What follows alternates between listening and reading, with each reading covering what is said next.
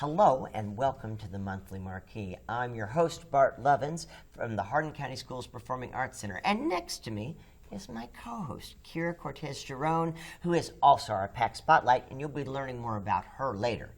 Our first guest is Miss Sarah Dakin from Central Hardin High School. Sarah, thank you for jumping in. Thank you for making time for me to do it in our crazy schedules. Well, and speaking of time, time is very relevant to what you're here to talk about today. You are doing a very interesting project with your students that's going to be at the Performing Arts Center. We are. So we did the Wizard of Oz in the fall.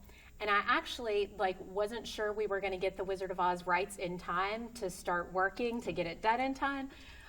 So I had started looking at a backup plan, which MTI has this collection of 10-minute musicals.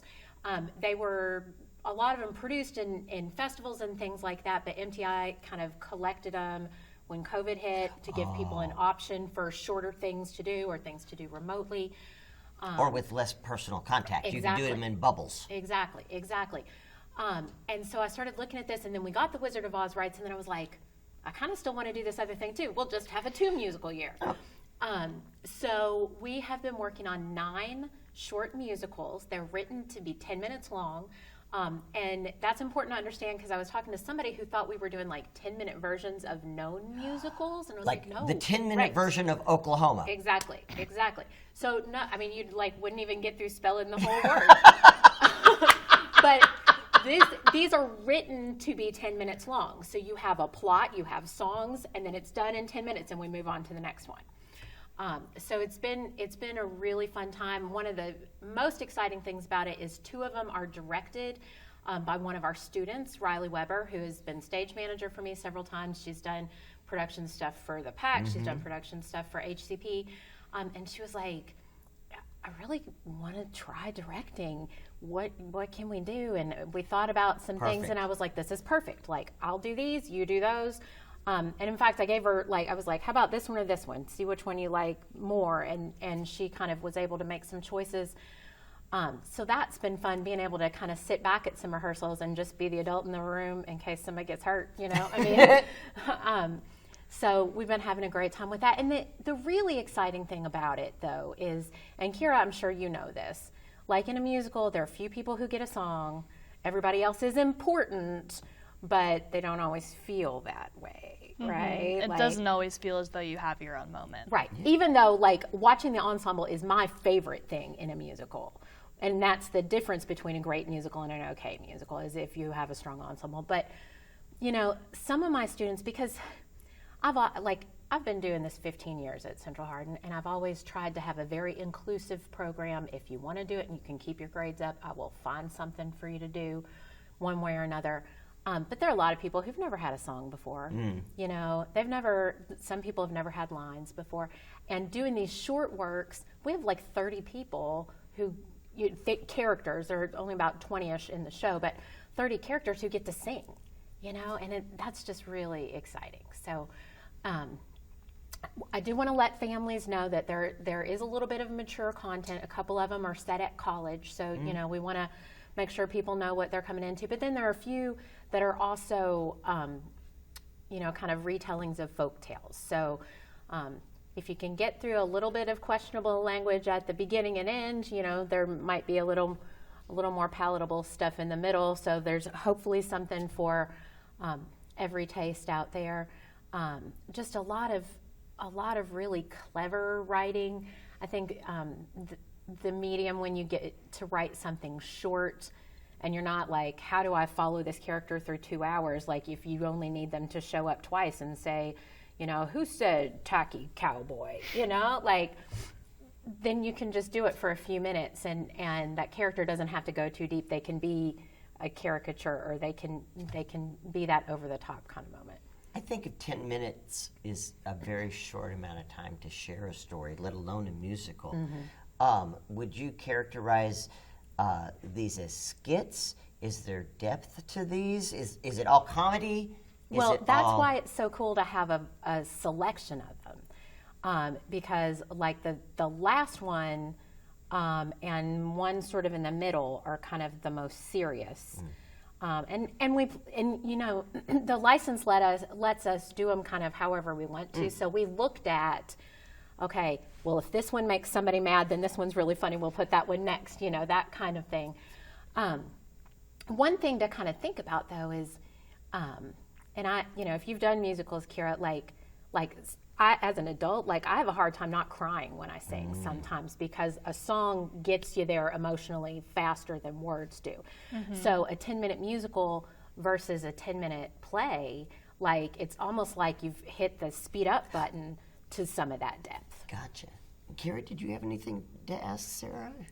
So as for students who might be coming to see this show, is it or just anybody who might be coming to see this show, is it just consecutively all 9 of these musicals, or is there any sort of break in between? Well, so we'll have a school day show where we don't do an intermission, just, that makes it harder on everybody to have an intermission at a school day show. We probably will at the public show just to give people a chance to kind of stop and think about, oh, what did I just see? Oh, now I'm going to see something different. And what are the show dates again? So it's the first weekend of March. And we have a Friday night, 7 p.m., and a Saturday at 2. When it starts getting lighter, we go a little earlier. We'd just love for folks to come out and see something. And what's your title for the? So Theater Now is the company that originally produced them. So it's the Theater Now 10-Minute Musicals collection. Theater Now 10-Minute Musicals, Central Hardin High School Drama. You can get tickets and more information at thepack.net. Our next guest is Jake Richardson, representing Hardin County Playhouse. Jake, so good to see you, sir. Likewise. It feels like the most times I see you is when I'm in here. I know, right? It's just the way it rolls sometimes. What's going on over at the Playhouse right now? Well, we are currently in rehearsals for The Outsiders, which is a show that I'm actually directing for the Playhouse. My very first time solo directing a show. I've co-directed a few things, but this is my first time going solo with this. So far, it's been a lot of fun. I've had some strange kind of avant-garde ways of doing things, and people are buying in, which is all I can ask for as a director. Yeah. It's just been a lot of looking at characters and because this is somewhat iconic source material. It was a novel by S.E. Hinton, and something that a lot of people will read in school and things like that. So we have this sort of source material that's iconic, and there are lines in there that people recognize from anywhere, the Stay Gold Pony Boy, that kind of thing. So it's interesting to see people who may not have seen it or read it in high school or seen the movie or anything like that, read into the source material and figure it out for the first time. How closely does this adaptation adhere to the novel, to the film? Are they very, very similar, or are there little changes that may surprise people? When I was first reading the script, I was trying to figure things out, figure logistics out in my head. There's an entire character that's not in the script that is in the novel. An entire character has just been cut from the script, completely kaput. So story beats wise, it's essentially the same, but there are certain characters that aren't there because you have to streamline it for a theatrical approach. But I'd say it's relatively true to its source material and the movie as well. Gotcha. Kira, did you have anything you wanted to ask? So with the show coming up, I saw the cast list come out, and I noticed you have quite a few high schoolers in there and younger students.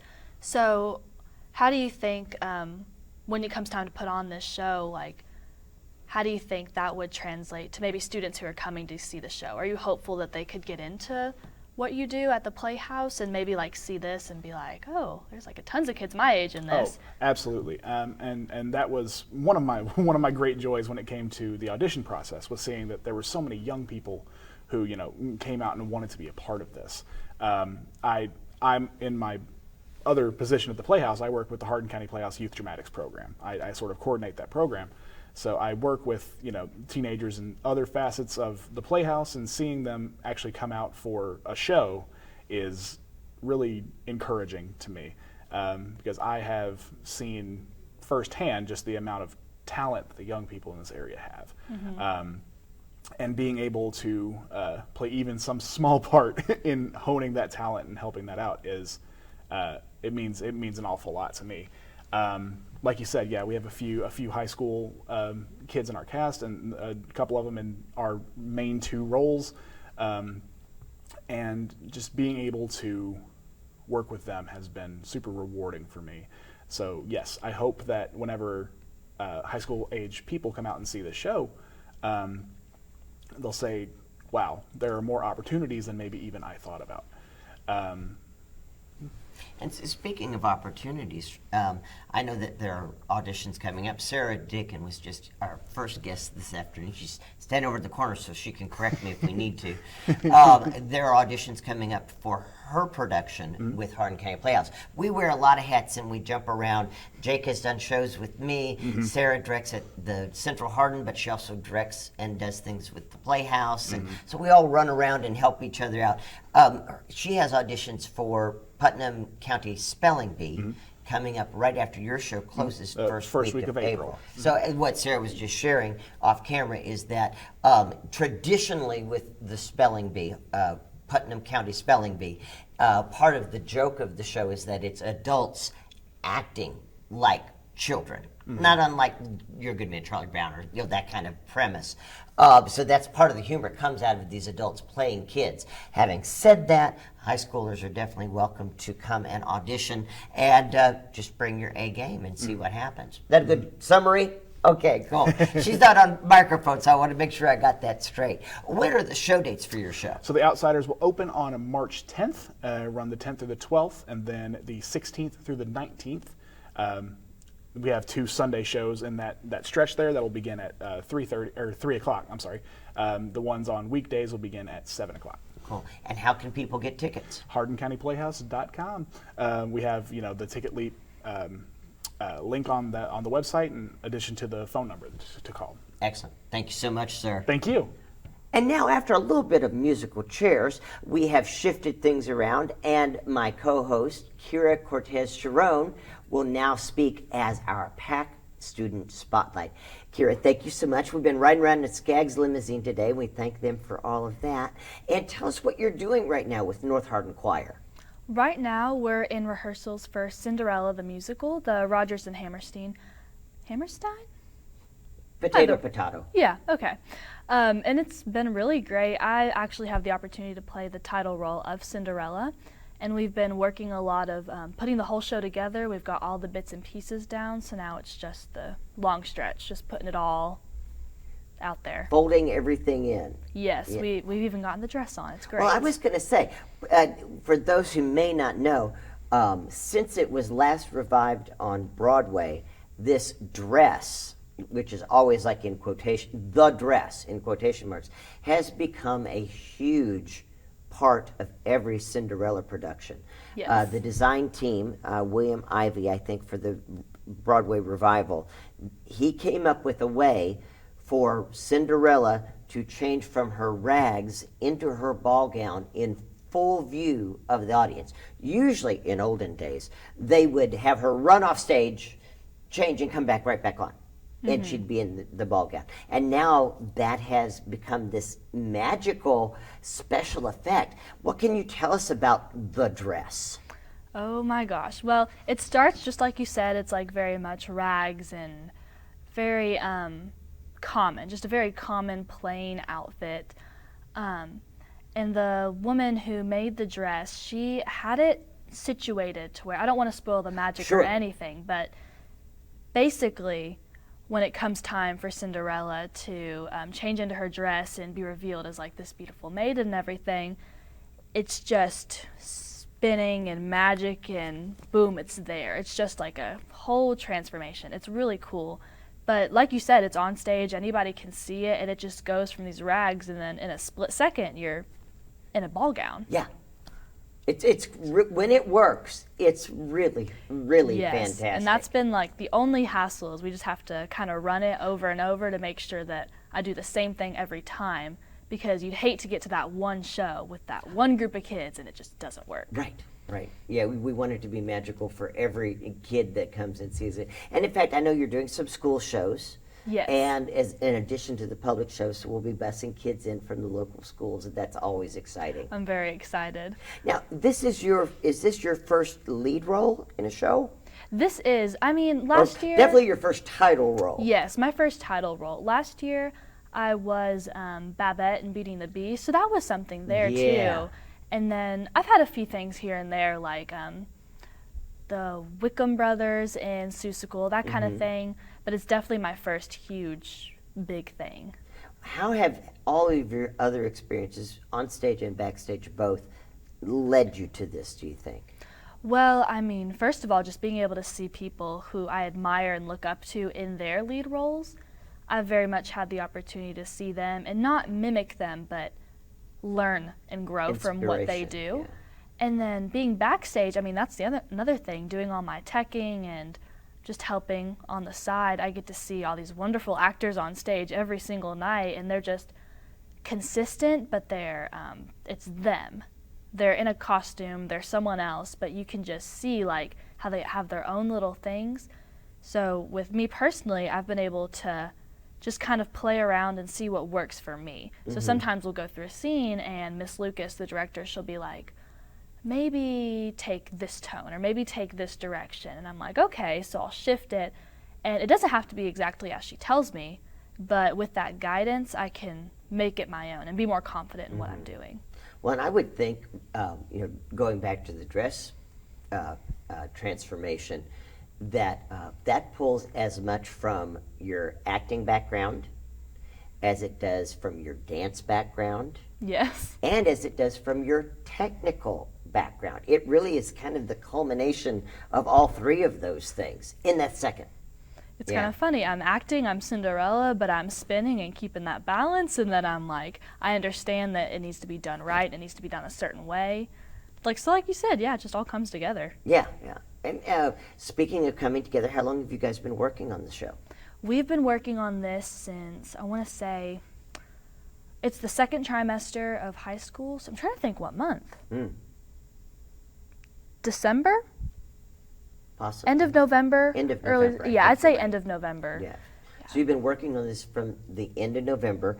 What has the process been like? What have you noticed amongst the rest of your class as you put this together? Well, within our class, we had the whole audition process. We got our roles, everything like that. And from the get-go, we just kind of started from scene one and we worked our way up. For the process, we started at scene one, and it was really just that characterization of this is who Cinderella is, this is who the stepsisters are, they're huge, they're big, you're going to love them. This is who stepmother is, this is who you villagers are, like just giving everyone a piece so that as we've gone through the process of new scenes, new songs, everything, you can just build that character. And we kind of jumped around a little bit because that ball section is so huge. Like, we spent a huge chunk of time on that. We kind of went to the end and worked back. Like, I don't know, the process has just been like really building on what you need to be and who you are in the sense of this show. And with the dancing and singing and everything, we just we did that chronologically, really. We didn't learn all the dances and then put it into the scenes. It was very much in the order. Gotcha. It's an interesting approach. And I think that's an approach you could maybe only take in a classroom setting because of scheduling and so forth. Yes. But speaking of scheduling, when are your performance dates? Our public performances are the 18th of this month and the 19th. And then a few days before that, like the Thursday and Friday, we'll have some school shows going on. Gotcha. And if you're interested in learning more about North Hardin High School's performance of Cinderella, you can find out more at thepack.net, as well as learn more about Kira and her experiences on stage, behind the scenes, and her plans for the future, also on thepack.net. Next up on the Monthly Marquee, please welcome Priscilla Scarborough, representing the State Theater. Priscilla, it's good to see you again. It's been a little while. It has. I am so glad to be here. Thank you for having me. Well, please catch us up on what's happening at State Theater. We have so many wonderful things happening at the theater. Firstly, let me just kind of back up a little bit. Sure. With the City of Elizabethtown, we have rearranged our schedule this year and have moved our super fun, exciting E-Town Wine Fest. It will now be on May the 20th. and tickets are going on sale this week. So we're very excited about that. So I just kind of wanted to throw that in a little bit Sure. before we go over the theater things. And then if it's okay, just move Please. along to the theater. So everyone has heard all the rumbles of the new Top Gun movie. Yeah. Top Gun Maverick. It's a fantastic movie. We're actually going to be playing it at the State Theater, so Oh we're my super gosh. excited about that. Yes, and so that is going to be on Saturday, February the 18th at 7 o'clock. Tickets are only $3, very affordable for a fun evening out. And as you know, that's going to be a great movie. Super fun. Well, and I'll interrupt you for just a second. Please. Only because I was talking to Kira beforehand so she could prepare for interviews and Yes. stuff. And we were talking, I said, I'm telling you, the State Theater, perfect teenager date night. I mean, if you're playing Top Gun Maverick, I think that'd be a great Galentine's Day thing, if that makes any sense. You know, like a big girls Absolutely. group. I know, that's a good movie. I know. That's a fantastic movie, and it's definitely worth watching a second time, even if you've already seen it. Well, on the big screen and everything, yeah. Yeah. I know, super exciting. So we have that, and it's super affordable, very family friendly. Our concessions are very reasonably priced, and date nights, young, olds, come on down. We're glad to have you. Then on Friday, February the 24th, we have a group called Cash Unchained, and it is the ultimate Johnny Cash experience. So we're very excited about that one as well. I've kind of played around on YouTube a little bit, looking at some of his work, and I am rather impressed. So this is one personally I'm very, very excited about. Well, and I think we've all at some point in time run across an Elvis impersonator, and that's a whole field industry unto itself. I have seen a few Johnny Cash, very fewer Johnny Cash impersonators. Yes. And they always kind of miss the mark. I mean, he's hard to capture. He is one of the harder ones to capture, so I am just very much looking forward to this one. Yeah. A little bit of that guitar action, you know. And then on Friday, March the 3rd, we are having Sweet Baby James, which is the #1 James Taylor tribute. And, you know, I don't know if you're familiar with James Taylor's work, but he's that super mellow, fantastic vocals, and we're very excited to have him here as well. He's probably someone for your age group that you know the songs, but you don't know the singer. Probably so. That's because, oh my gosh, it's almost like folk tunes at this point. His songs are you're so right. part of our makeup. They are. They're songs you just know by heart, and you don't even know how you know them. Yeah, yeah. Incredible songwriter. Sorry, I keep yeah, interrupting you, no, but you're doing such please, wonderful please. things. Yeah. Yes, so many wonderful things. Really trying to hit, different age groups, and hoping that we can attract young and our seniors as well. And then so upcoming this spring, we have Aaron Tippin returning, and he brings an amazing country music performance to the stage. We just really have enjoyed having him every time he's come to town.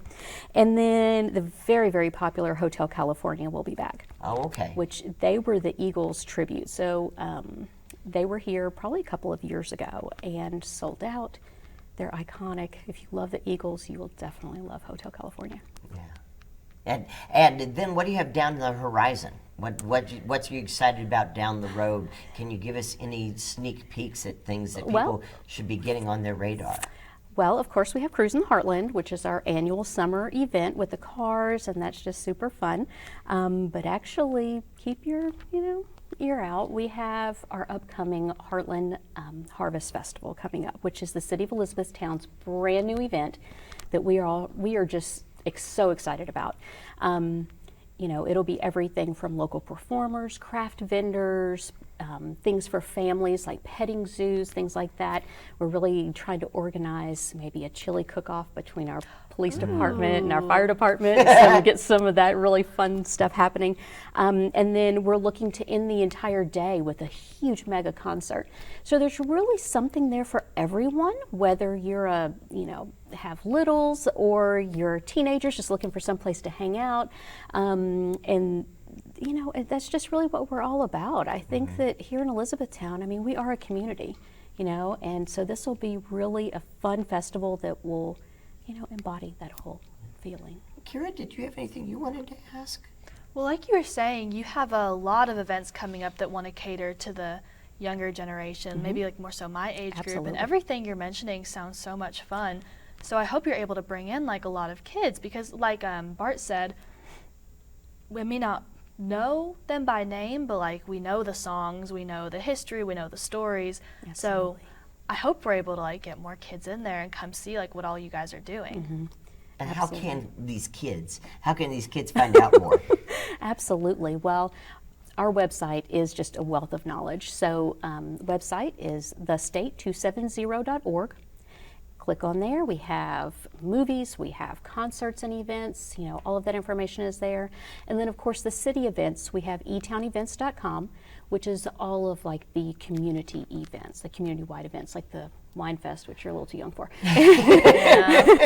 One of these days. And Cruise in the Heartland, which, you may see that as like, oh, those are just a bunch of old cars. But it is so much fun. Get a frozen lemonade, walk around. We have fantastic music and just the experience. And, it's just we dabble and throw in some celebrity appearances here and there. But, I mean, those cars, that's just part of our history, and it's just fantastic to be like, oh my goodness, my Toyota has really come a long way, but, but yeah. Priscilla, thank you so much. Thank you. And we'll see you or we'll see Sarah, somebody from the state. Yes. Next Sarah will be here next month. Okay. Okay. Thank you. Bye, guys. Now that the skin of our teeth is closed and our season is winding down, my focus has shifted to the PAC's Cultural Equity Plan. What is that, you ask? Well, truthfully, it's still a work in progress. In theory, a cultural equity plan creates opportunities for marginalized community members to participate in decision-making processes, access resources, and benefit from the same quality of life as everyone else. In practice, such a plan will enable the PAC to better diversify our programming, staffing, and participation. It will foster better relationships with potential patrons and partners from varied backgrounds and create a more just, productive, and prosperous performing arts community. To ensure the PAC's Cultural Equity Plan is effective, we are pursuing diversity training and recruitment methods through national and local community members, leaders, consultants, local performers, and national performing arts advisors with the diversity and inclusion expertise. Once implemented, the PAC's Cultural Equity Plan will build upon our reputation as a safe space where everyone feels valued and respected. But we can't do this alone. Only with your help can the PAC ensure that no one is left out and that everyone in our community has access to the quality performing arts resources that will help them reach their full potential. So, if you want to be part of this movement, now is your chance. Give me a call. Drop me a line. I'm listening. That's going to wrap it up for this episode. I would like to thank my co-host, Kira Cortez-Sharon, for joining me today. You've done fantastic. Has it been fun? It has. It's been a lot of fun. Cool. We'll do this again sometime. For sure. Maybe like it. you go away to college, become an elementary school teacher, and we'll do this again. I'll have so much experience talking to people, I'll just be right back in the spotlight. And hopefully I'll still be alive. And that's going to wrap it up. We'll see you next month on the Monthly Marquee.